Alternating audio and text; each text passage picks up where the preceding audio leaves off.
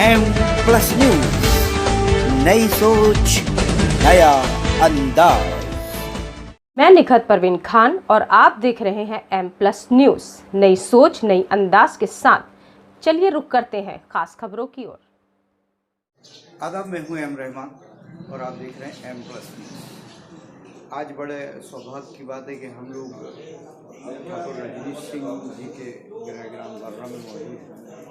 आप पूर्व विधायक भी रहे हैं और सदन में बड़ी बेबाकी के साथ आपने केवलारी क्षेत्र के और यूं कहूं कि प्रदेश भर के जहां जहां समस्या आई वहां के प्रश्न उठाए। आपके कार्यकाल के बाद सिवनी में नहीं बल्कि प्रदेश में नहीं बल्कि देश में पहला इतिहास रहा।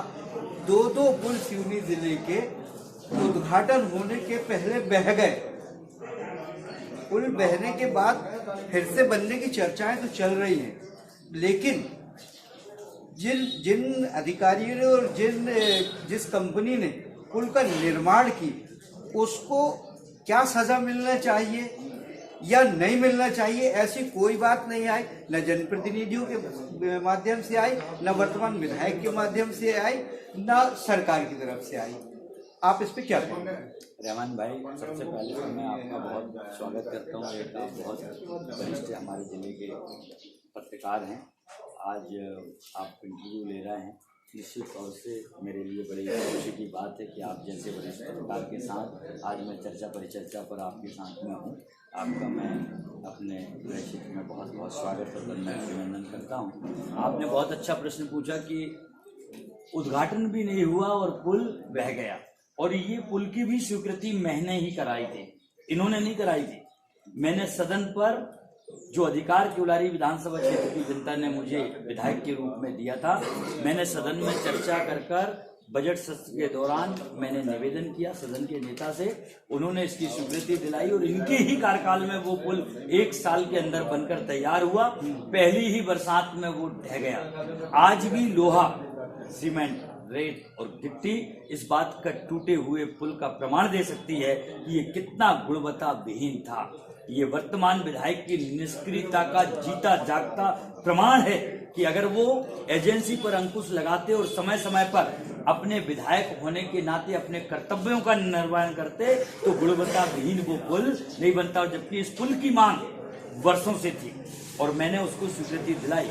आज जो पाए उसके गिरे उनको भी हटाने का काम ले लिया, जो आए दिन दुर्घटना को आमंत्रण देने का काम कर रहे हैं और दुर्घटना घटित हो रही है।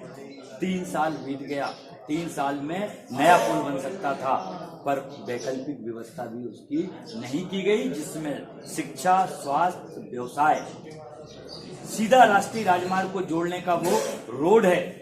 आज 80 से 100 गांव उस पुल के कारण प्रभावित हो रहे हैं। ये इनकी निष्क्रियता है। पुल तो फिर से बन जाएगा। पुल बनते रहते हैं, बिगड़ते रहते हैं। जी। लेकिन उस एजेंसी को या उस अधिकारी को कब सजा मिलेगी और कैसे सजा मिलेगी, और क्या उनसे वो जो लागत का पैसा था, करोड़ों रुपए का पुल था, उनसे वसूल होगा? आप अगर केवलारी क्षेत्र में पुनः विधायक बनते हैं और सरकार बनती है और मंत्री बनते हैं, आप, हमारी ये शुभकामनाएं रहेंगी, आप मंत्री बने, तो क्या उन एजेंसियों को सजा दिलाने का काम करेंगे?